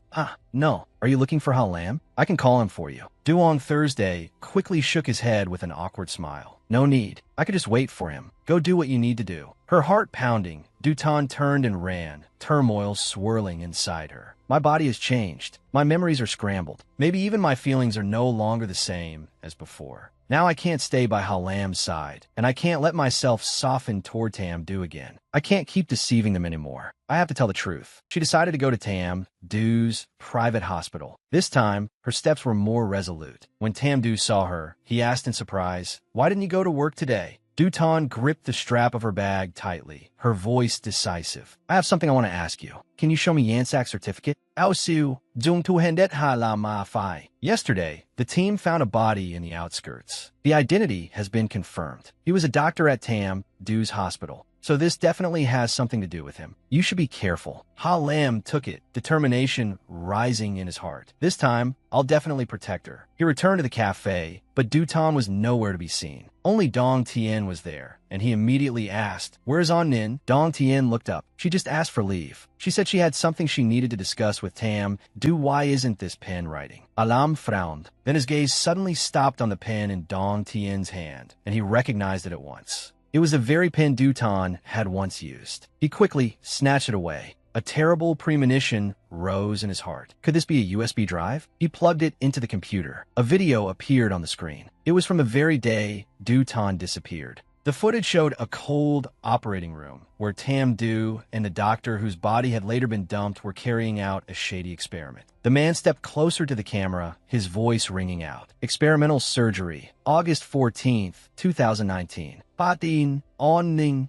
Zutang. The surgery was successful. The screen went dark. Halam's blood boiled. Rage exploded inside him. Clenching his fists, unable to hold back any longer, he stormed straight to Tam Du's office. His roar thundered through the air. Tamju, across the vast open sea, gentle waves lapped against each other, and a small boat rocked unsteadily. Tamdu's voice rang out, full of menace. At first, all you had to do was take the medicine. Who told you not to listen? You remembered so quickly. He coldly withdrew a syringe. The needle pierced her skin, making Du Tan tremble as the anesthetic slowly spread. His voice turned sinister. Now let me operate on you again. His lips curled into a cruel smile. You were foolish enough to come here, demanding to see the certificate. Du Tan's frail body lay on the operating table, her face pale beneath the harsh white light. He sneered smugly. How could I possibly show you the certificate? What good would a fake one do anyway? Her ears rang, but every word still slammed into her heart. Fake! The thought made Du Tan's whole body shake. She struggled to sit up and resist, but the medicine was already taking effect. Her breathing grew heavy, her vision blurred. You lied to me again. Her voice trembled. I want to see Halam. Instantly, Tam Du clamped a hand over her mouth, and tears rolled down her cheeks. Shoo! His whisper slithered into her ear like a venomous snake. So you like him now? Then what about On Nin? I can't leave On Nin. His arm shoved hard, sending her small body collapsing back down. His low voice sounded again. All right, go to sleep. When you wake up, you'll be the new On Nin. Dutan forced out a weak protest. No, I want to get out. Let me go. I still haven't told him. Her voice grew softer and softer before vanishing into unconsciousness. I like him. Her eyelids closed, and darkness swallowed her whole. At the same time, elsewhere, furious pounding echoed through Tam Du's office. Halam burst in, his eyes burning red. Duong Thursday hurriedly grabbed him. What are you doing? What good will losing your temper do? Halam ground his teeth. If I'd found the evidence sooner, she wouldn't have been taken by him. Now I don't even know where she is. Duong Thursday tried to calm him. Calm down. The police have already opened an investigation. No one expected Tam Du to be reckless enough to abduct Du Tan and run. Otherwise, we would have put a tracker on him long ago. Halam froze, suddenly struck by the idea. A tracker. He hurriedly pulled out his phone, his hands shaking. Even though he had seen her throw it away with his own eyes, he still tried. A light flashed. Thankfully, a signal appeared. Dutan had kept the pufferfish badge. She hadn't thrown it away at all. She had picked it back up. Alam's Leap Strumbleth. That means she likes me. His eyes stayed fixed on the screen. A red dot clearly marked the location. The sea. She's out at sea. Meanwhile, in the haze of unconsciousness, Dutan's soul wandered into a dim, indistinct space. There, a girl walked toward her. I'm On Nin. Who are you?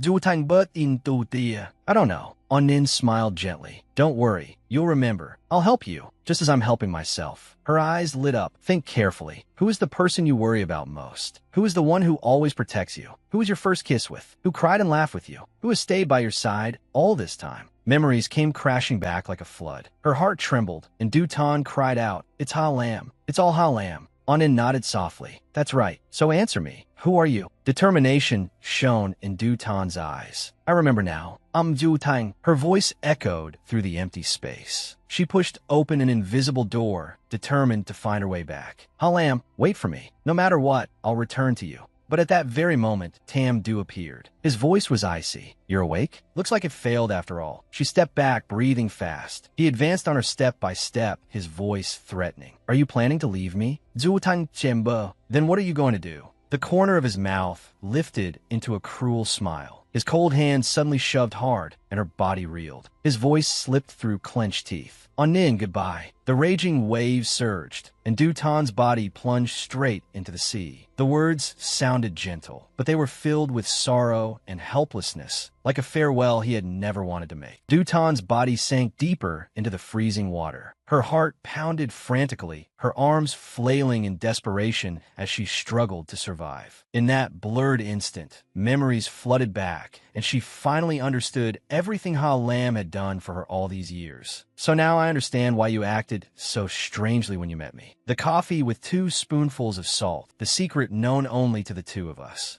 Her vision dimmed, but her hand still clutched the pufferfish badge tightly. "Back then, you used that sweet, salty taste to awaken my memories." Tears dissolved into the seawater. "Now I've remembered everything, but it seems it's already too late." Suddenly, Halam cut through the waves and rushed toward her. His body shot forward like an arrow, his heart screaming, "Dutan, I'm here. I won't let you leave again." His hand reached out through the icy water and finally grabbed hers, gripping it tightly as if afraid of losing her again. "I'll hold you close and wait for you to come back." Halam pulled Dutan up to the surface. Breathing hard, the two of them escaped danger. Dutan's face lit up the moment she saw him. Her lips trembled. "Is it really you? Husband, it really is you." Tears spilled down her cheeks as she choked on her words. "I thought this time." Her voice broke off. Halam heard her, and his heart nearly burst, half joy, half disbelief. "Wait, what did you call me? Is it really you?" "Zutang be met."